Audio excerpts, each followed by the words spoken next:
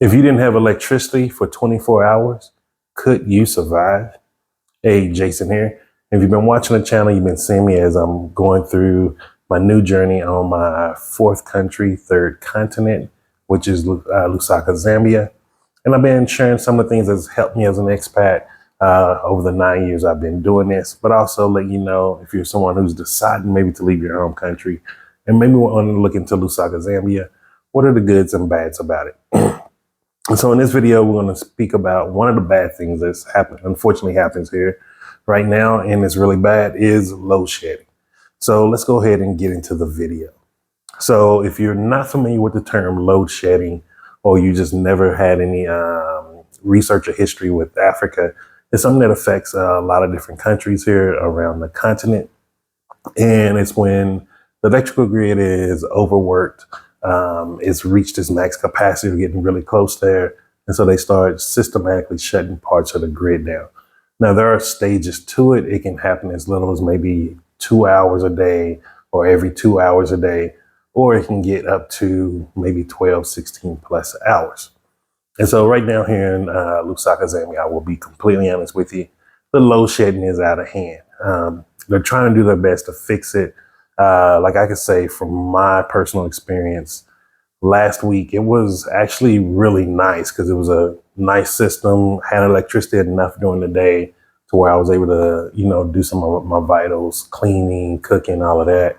So it was really working out good. It had me on a good system. And now we kind of dipped back to where it was before that week, where, when you're saying electricity, you're trying to make sure everything's plugged in. Because even with me having two power banks, and this is what they look like, I have two of these for my phones. It's getting to the point where, hey, it's time for these to charge up again.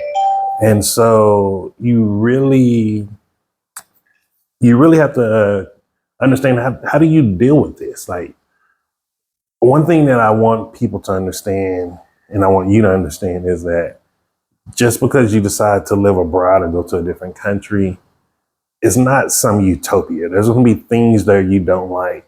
There's going to be probably some things that absolutely disgust you. And there's going to be things that you love. It's a give and take, love-hate type relationship. For most people that I've spoken to personally, when I've heard their stories of why they wanted to go abroad, it was because there were more things they found in the new country that they loved versus the things that they hated from their home country. And so that's the way I balance things that way. Like, what do I love about the new country that I'm in? And I try to focus and put my life in a routine around those specific things. Because no matter where you go, and I learned this from Panama. So I went to Panama, which was one of the, retirement destinations of the world. A lot of expats there. A lot of people from the U.S. retired from the government. So I went there. I think I was, 30, early 30s. I think I was somewhere around there, 32, 33, somewhere around there when I went to Panama. And, it was nice. It was beautiful. Yes, it was great never having winter, sunny every day. Even on a rainy season, it's just a nice cool breeze, depending where you're at. But it got boring. And then it started becoming more things that I didn't like compared to what I used to love there. And so it taught me I need to really cater my life around things that I love when I go to a new country. So I create a routine around those things, because you don't want to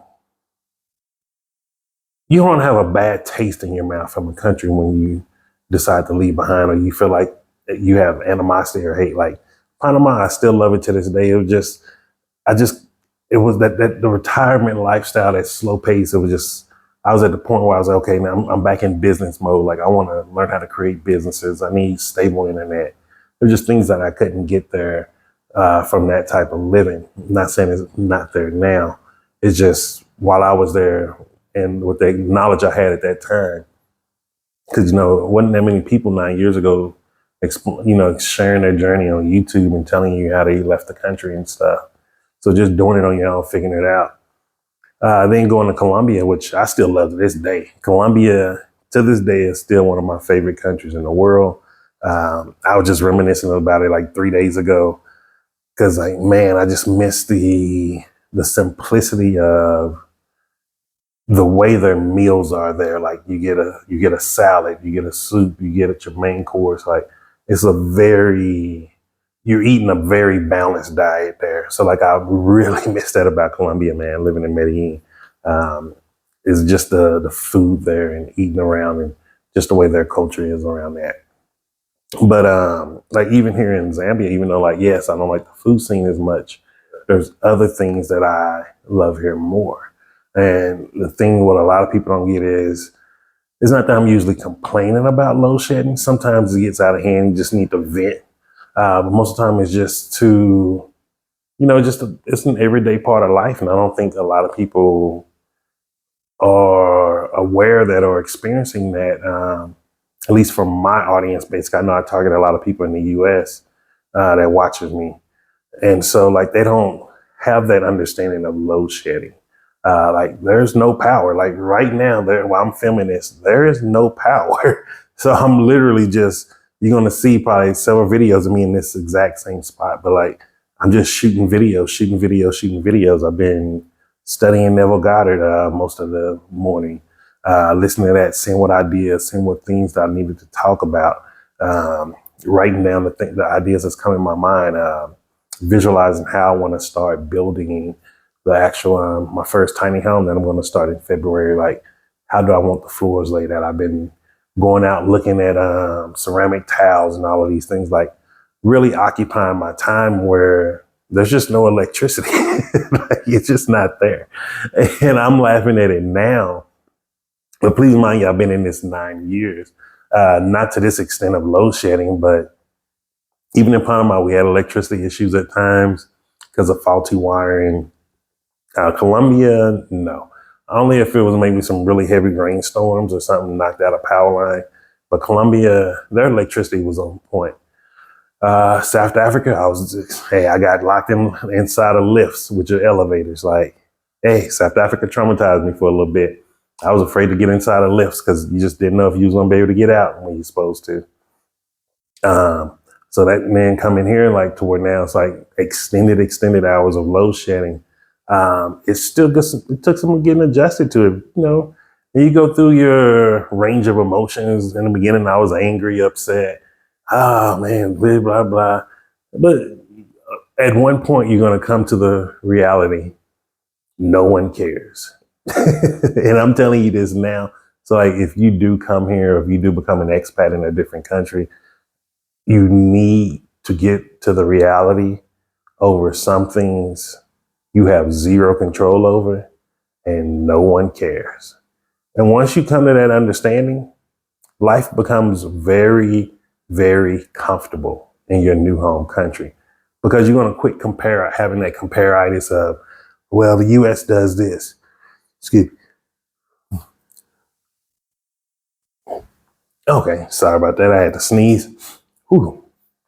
And if you're wondering where that coming from, the sneezing and stuff, that's still some of the after effects of doing the duck flower. Like I didn't have severe detox or anything. And I know it's a little off subject, but like I'm seeing my breathing has gotten a lot better. And there's a lot of mucus that used to be stuck back in the sinus cavities that are starting to come out. So as far as I'm concerned, I like the duck flower, but I will do a complete after review. I'm gonna give it about another week. I really want to see how my system is behaving. But back to the original subject of this, of understanding that no one's coming, no one cares. And that's why I had to come to realization with the electricity issue. No one cares. Either I put money into this property, put it into a solar grid, and, which I don't want to do because I feel like you should never improve on someone else's property. You need to just only do that on your property. Because just don't put yourself in a risk of something going wrong or in a position where someone may try to take advantage of you. Not saying that would be my situation here, just saying don't put yourself in those what if situations. Please remember that. Just from, like I say, from stories I've heard from different people, expats of different backgrounds, not just speaking about Black people, white people, everyone, even people from Canada, some people from the UK, like, do not invest any of your money into improvising on someone else's property. Um, every story I've heard, it didn't end well, and it ended with a headache. And it was something where it's like, maybe sometimes it's best just not to do that. And I'm just leave that at that. And so and because of that, you don't want to improvise other people's property. Like, there's other options here. Like, yes, you can do portable power stations, things like that. But just really look into those things, make sure everything's right. So, like, even right now, one of the things I'm looking to alleviate, but it'll probably be once I move to my new place. I think my lease up here come February, March. So I'm going to start looking for a smaller place. I'm going to go to a 1 bedroom. I just don't need that much stuff, that much space. And I'm going to be traveling a lot more. And then on top of that, I'm starting to build on the plots that I have. So once I go there, I've seen this a Sunstar portable power station. They look really good. I've seen really great reviews on them. And you can hook them up to the main breaker, and they can just keep your entire home. Like a 1 bedroom house, like with the amount of electricity I use, it should keep it running maybe 10 hours. So that's not bad at all. Until I finish my own place, and then that'll be completely solar off grid. And so really just think about that. Like, no one's going to care about some of the issues you go through. So don't beat yourself up. Don't do comparitis. And then once you do that, it'll be a lot simpler. So, like, I would say let's say if you're coming to a country like Zambia where the load shedding is at the level it is here, invest in some board games or something that you like, especially if you're coming as a family. And then also invest in some hobbies that doesn't involve using electricity, whether it's artistic hobbies, reading club, like whatever that thing can look like, invest in that. Because even with me, I'm thinking about buying some, and it's incense burning the wrong way. Because like even with me, I'm thinking about buying some easels, paints, and just start doing painting or something, just to occupy some of my time and just work on my creativity a lot more. And so I would highly suggest doing something like that before you come, so you don't come to a foreign country and be grumpy. Life is gonna always life. There's always gonna be things that piss you off and annoy you, but like, one of the beautiful things that no one talks about of being able to be an expat or even just a repatriate, once you come back or coming back to a country or being in a new country, there's a level of the everyday nuance that goes with with each country, and each country has its level of nuance. There's a level where you just don't care, like, because it's not really affecting your life. And I'm not saying, it's not a bad thing and stuff like that, but it's like, it's not directly affecting you like some things may affect you. So, like, give it to you like this. Like, for me, where coming from the United States, from my perspective, being from a southern state, it was always thrown in our face about racism. Like, it was always the focal point: racism, racism, racism. I don't have that issue here at all. Like, there's zero chance of that issue. It just doesn't exist, because it's like, I'm in a Black country. like that thing doesn't exist. So it's like, even the few times I go back to the United States, like, I don't think on that level anymore, because all I see around me every day is Black excellence. I'm meeting Black nurses, Black doctors, Black politicians, Black policemen, Black military, Black veterinarians. Everyone's Black bankers. Like, everyone you talk to looks like you. So when I go back to the US now and I hear a lot of the racist stuff, is weird. And it's like, I move around even differently there. And so like you come in here, you're going to have that same thing because there's a level of their culture you're not assimilated into and it doesn't apply to you. And so you want to take advantage of that. And I recommend taking advantage of that, getting into any type of give back programs. If you can start things that can help, people in the villages and stuff like that, helping out school programs, anything like that. And then two, investing, like invest in land, invest in businesses, like just invest. That's how people don't just come here to live and build your dream home. Like invest in generational wealth here. Like the opportunities are here and why not take advantage of it? Because I'm telling you right now, like I'm doing it, like I'm in the banking system, I'm getting the insurance programs, like I'm taking advantage of as many things as possible, even getting into the Lusaka stock exchange, trading on there. I'm on Yellow Card, getting crypto through there. Like any opportunity you can use, take advantage of it, man. Like I missed out. I shared this story a few times, but in case you haven't heard or you're new here, when I was in Panama, someone introduced me to Bitcoin. Like I heard about it before then, but I never knew someone personally that was into it. So I was always skeptical of it. And it just didn't make any sense to me because I just didn't have the understanding of it. Like I wasn't emotionally intelligent enough to realize my ignorance on that subject matter. And it cost me a lot of money. And so when I was in Panama, this person introduced me to a way to start buying some. And he was going to help me out and everything with getting the wallet and all of that stuff set up. Bitcoin was $50 a coin. $50. $50 a coin. And I was sitting at on over 14,000 US dollars in the bank account. Man, do you know how stupid I feel now? Yo, do you know how stupid I feel?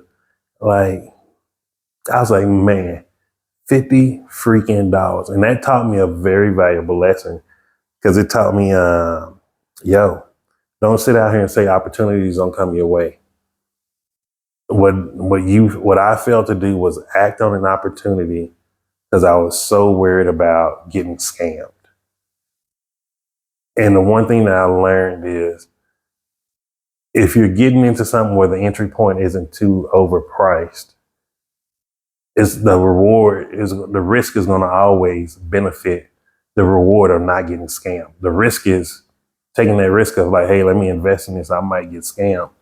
But when the entry point to get into it is at the right point, the risk, if it works out, is always better than the reward.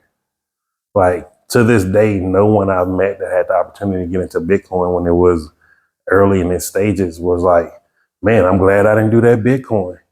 None of us. We all singing the sad story of damn, why I didn't take that opportunity.